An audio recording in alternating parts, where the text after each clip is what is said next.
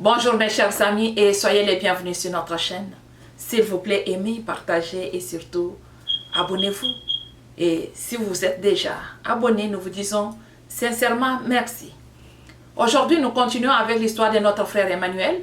Pour ceux qui n'ont pas d'idée sur ce que je parle, je vous demande de regarder d'abord notre vidéo précédente et puis vous allez regarder celle-ci pour pouvoir comprendre de quoi nous sommes en train de parler.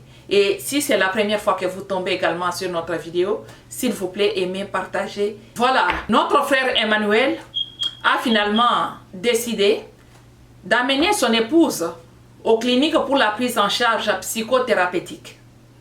Et arrivé là-bas, la femme a accepté de s'ouvrir. La femme a accepté de s'ouvrir. Et c'est très grave, mes chers amis. C'est vraiment grave.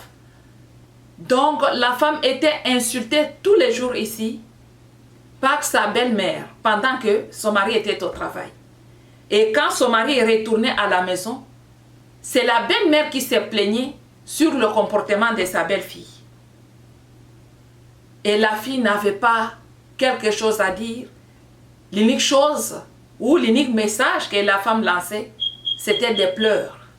Et ce qui est vraiment très grave, très grave, ce sont les paroles de la belle-mère.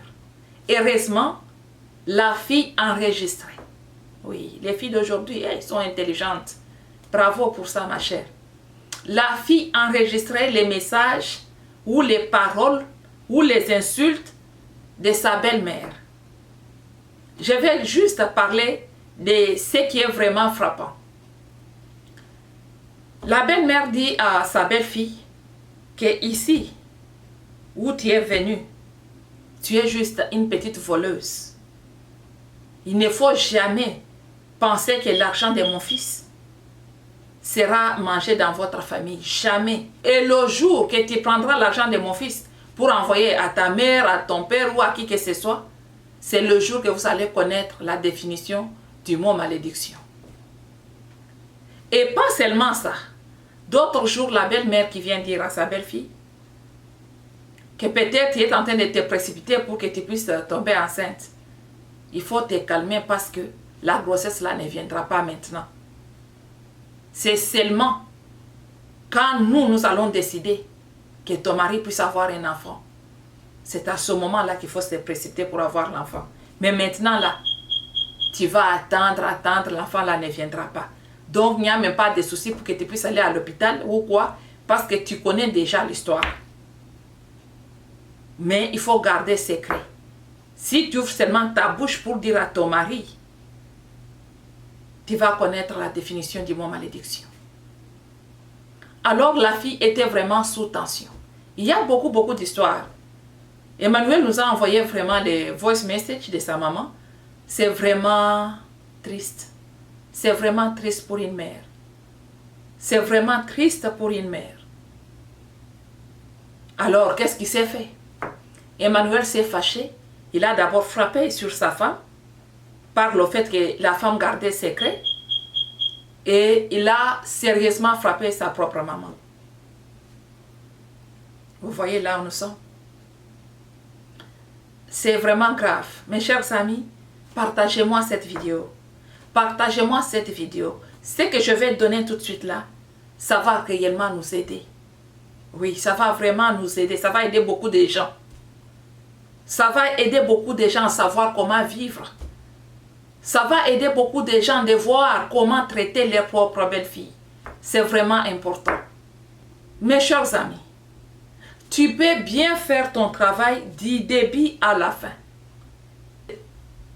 Et au moment où il faut célébrer, c'est le même moment où tu tombes dans le déclin. C'est le même moment que la honte couvre ton visage.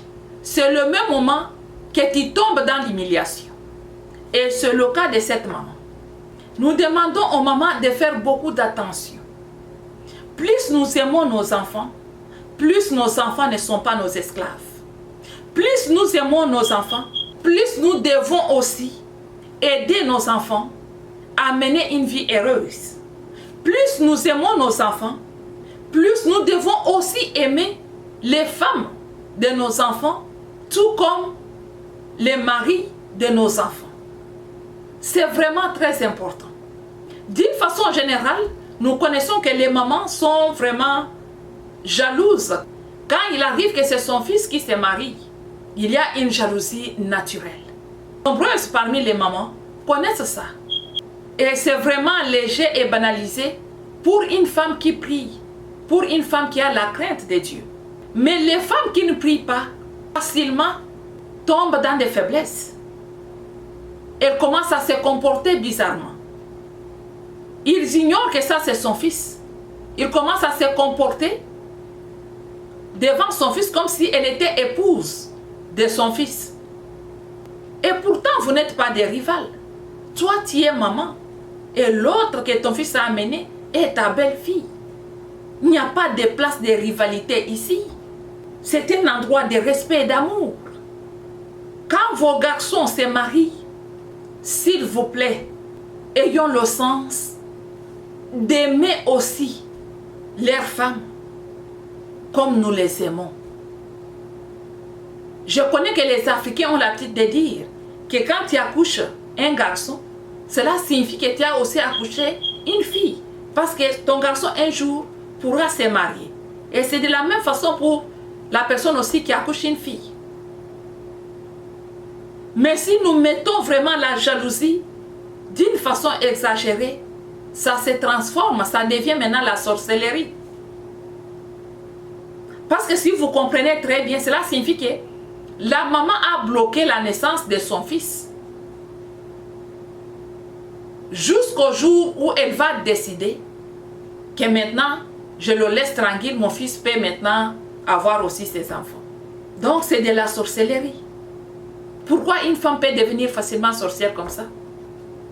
Pourquoi une femme peut devenir facilement sorcière comme ça? C'est parce que nous avons perdu l'aspect très important dans notre vie. Celui de la prière. Celui de se connecter envers son Dieu.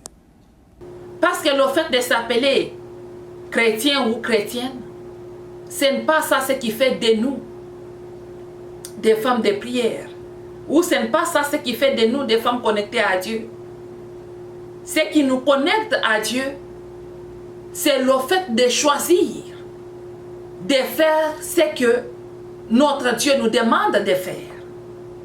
Et de haïr ce que notre Dieu haït. Parce que toi, tu ne peux pas aimer ce que Dieu haït et tu t'appelles chrétien ou tu t'appelles musulman. Non. C'est quand tu vas haïr la haine, tu vas haïr la jalousie. Comme Dieu aussi n'aime pas ces histoires, toi aussi tu n'aimes pas ces histoires. Tu ne fais pas ça. Et quand tu ne fais pas comme ça, c'est ça une façon de se connecter envers ton Dieu. Si vous voyez pourquoi la belle-mère se comporte de cette façon, c'est parce que la belle-mère maintenant veut dépendre de son fils. Et quelque part nous allons dire qu'elle a raison, c'est une femme africaine. En Afrique, les enfants c'est l'investissement. On investit dans les enfants. Le parent peut abandonner de faire son travail, mais il se concentre sur ses enfants parce qu'ils espèrent un jour obtenir quelque chose, d'être pris en charge par ses enfants. Mais quand la jalousie devient mal placée, ça devient un grand danger pour vos propres enfants. Nous demandons aux parents, et spécialement aux mamans, d'avoir l'amour vrai. Les mamans sont overprotection. Et c'est ce qui crée aussi des problèmes. C'est ce qui crée le danger. C'est ainsi que vous vous retrouvez dans la sorcellerie.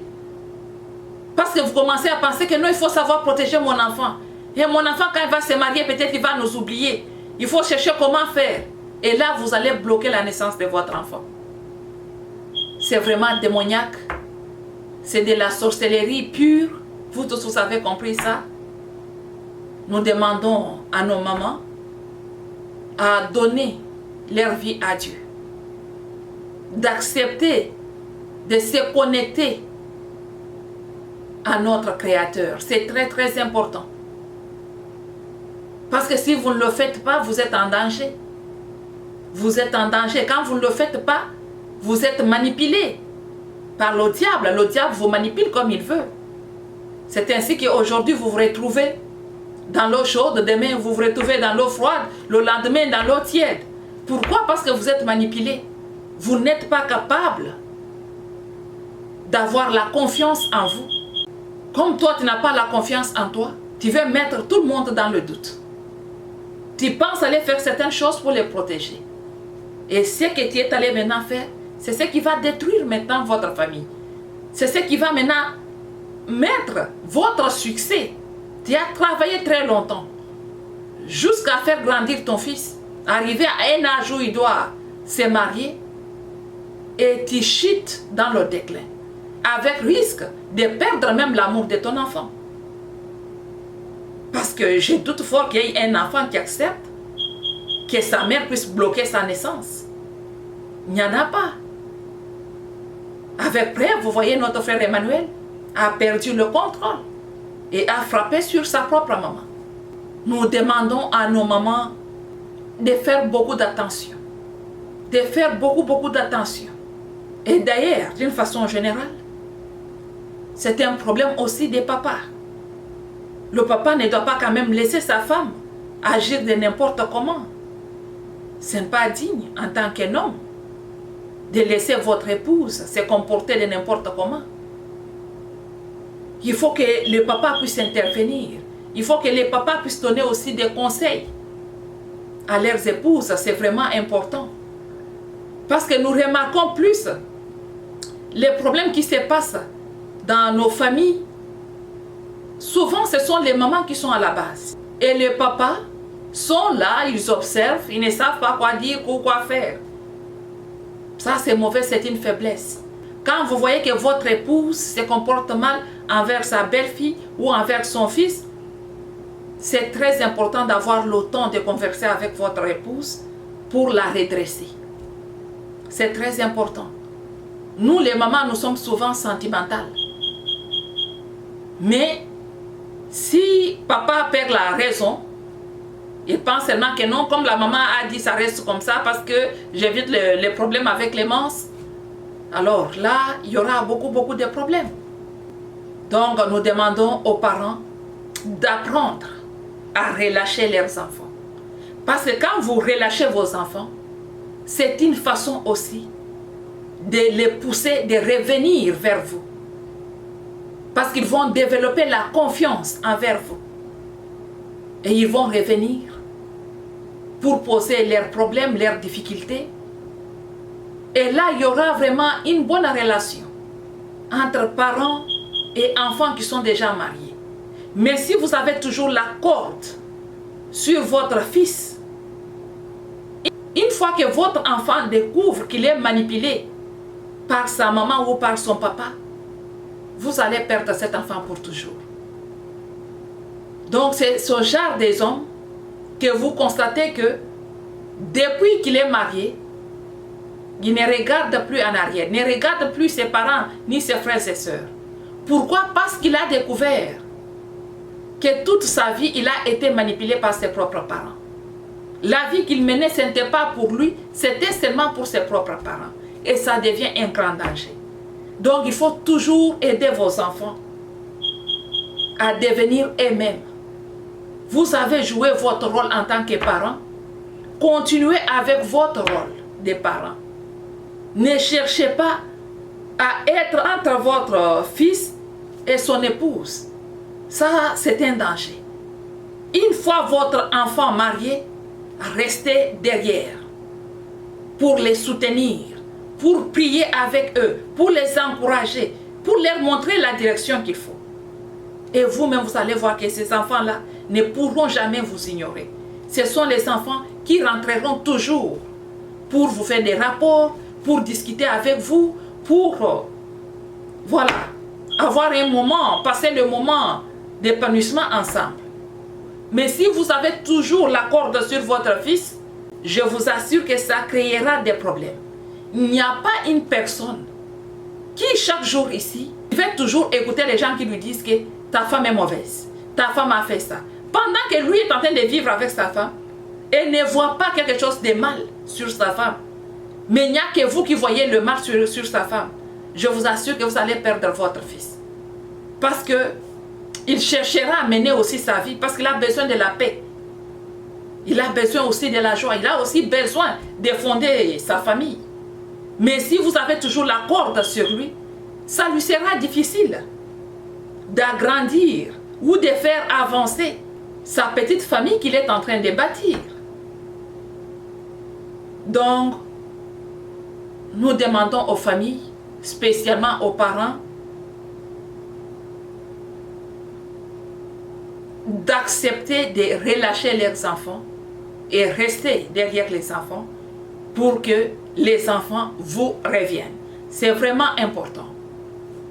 Et pour toutes les filles qui entrent dans le mariage et vous constatez que la belle-mère vous insulte tous les jours, bien sûr, il y a certaines choses qu'on doit obligatoirement négliger, banaliser, parce que nous ne voulons pas qu'il y ait des problèmes entre mon mari et sa famille. Nous ne voulons pas être la base des problèmes entre nos maris et leurs parents. C'est vraiment dangereux. Mais attention, il y a des problèmes qu'on ne peut pas garder. Oui, il y a des problèmes qu'on ne peut pas avaler. Il y a des histoires qu'il ne faut jamais avaler. C'est très important quand la maman passe et dit des histoires qui sont vraiment graves. Vous voyez très bien que ça, c'est un danger. Et puis tu restes quand tu pleures seulement. Ton mari te pose des questions, tu ne sais pas répondre. Parce qu'on t'a dit que si tu dis à ton mari, c'est là où tu vas connaître la définition du mot malédiction. Ça, c'est le mensonge. C'est une malédiction qui va retourner sur elle-même. La malédiction là ne fonctionne pas chez une personne innocente. Donc il faut avoir le courage de dire la vérité à votre époux. Et comme c'était déjà enregistré, c'était vraiment simple. Juste de faire écouter à ton mari les paroles de sa propre maman. Ça allait trouver la solution depuis très longtemps. Tu ne devrais pas quand même attendre toute une année en train de pleurer, en train de souffrir. Donc ici je demande à toutes les filles qui entrent dans le mariage et même à toutes les filles qui planifient entrer en mariage de commencer déjà à prier. Oui, de commencer déjà à prier parce que des problèmes arrivent toujours même quand on n'a pas planifié. Les problèmes arrivent toujours même chez les gens qui prient beaucoup. Les problèmes arrivent toujours. C'est pourquoi il faut toujours prier parce que quand vous priez, ça vous permettra d'avoir la maîtrise de soi et ça vous permettra aussi d'avoir le courage de renoncer à ce qui est mauvais et de dévoiler ce qui est mauvais pour pouvoir vous protéger et faire avancer votre famille. C'est vraiment important. Et pour Emmanuel, il ne faudrait pas frapper votre maman. Parce que c'est ta maman, c'est elle qui est ta mère. Même si elle a mal agi, elle reste ta maman. Même si elle est sorcière, elle reste ta maman. Et comme la vérité était déjà sur la table, il y avait déjà la possibilité de trouver des solutions autrement. Frapper sur ta maman, ça ne résout pas des problèmes. Mais bien au contraire, c'est se maîtriser et voir ce qu'il faut faire. Voir les gens qu'il faut pour qu'ils puissent aider votre maman. Et c'est ce qui est très important. C'est ce que tu devrais d'ailleurs faire. Et je profite ici pour dire à tous les hommes de ne jamais frapper sur vos parents. On ne frappe jamais sur son parent. Et surtout pour le problème qui concerne ton épouse, ne tape jamais sur tes parents. Parce que tout ce que tu peux faire, même si ce sont des parents qui sont en tort, ils vont toujours dire qu'à cause de cette femme-là, mon fils m'avait frappé. Et ta femme ne sera jamais aimée, avec risque même ses enfants ne seront jamais aimés. Donc il faut vraiment être prudent. Quel que soit le problème, vous allez finir par trouver des solutions. Ton papa est là, vous avez la grande famille, donc vous connaissez ce qu'il faut faire, parce que ça c'est la sorcellerie. Donc vous connaissez pratiquement ce qu'il faut faire, et la solution sera trouvée. Mais taper, on ne tape pas. Même insulter, on n'insulte pas ses parents. On n'insulte pas ses parents. On n'insulte pas ses parents. je te demande de demander pardon à ta maman. Va t'excuser, excuse-toi auprès de ton papa. Excuse-toi auprès de tes grands-parents pour avoir tapé ta maman. C'est vraiment mauvais. Dans ma culture, il fallait payer aussi la chèvre. On n'insulte pas sa mère. Il faut payer à ta maman. Même si elle a mal fait, même si elle a mal agi, elle reste ta mère. Elle est incontournable. L'unique chose qu'il faut faire, c'est prier pour elle. Donner des conseils à votre maman. Trouver les gens qu'il faut pour qu'ils puissent donner des conseils nécessaires à votre maman. Et comme c'est le cas de sorcellerie là-bas, toute la famille est déjà informée. J'espère que la famille va prendre en charge son problème. Donc, c'est tout ce que je voulais partager avec vous aujourd'hui, mes chers amis. Protégez-vous, s'il vous plaît. Invitez Dieu dans votre vie. Dans tout ce que vous faites, invitez Dieu. Que le Dieu de gloire vous bénisse et vous protège.